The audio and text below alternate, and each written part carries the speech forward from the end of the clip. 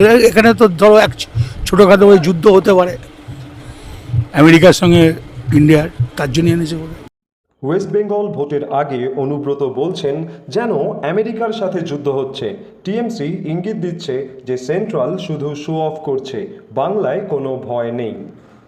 ওদের তো লোকজন না, মিডিয়া আছে, ভয় দেখিয়ে আছে, পুলিশকে ভয় দেখাচ্ছে আছে। ওই যে কী সব গাড়ি দেখলাম ইলামবাজারে, সাজুয়া না ফাজুয়া গাড়ি, এ বাবার জীবনে দেখি নাই।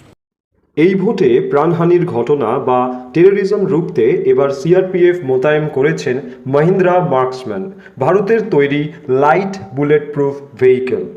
আর্মার্ড ক্যাপসুল ডিজাইন, বুলেট আর গ্রেনেড দুই থেকেই সুরক্ষা দেয়।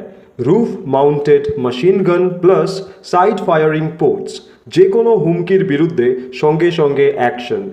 এই গাড়ি দেখা মাত্রই মানুষের মনে বার্তা যায়, আমরা সুরক্ষিত, ভোট দিতে ভয় নেই। এটাই হলো আসল স্ট্র্যাটেজি, নিরাপত্তা দেখানো মানে কনফিডেন্স তৈরি করা। তাহলে প্রশ্ন হলো, এই প্রোটেকশন কি সত্যিই ভোটকে সেভ করবে? কমেন্ট করো আর সাবস্ক্রাইব করো WBN 360।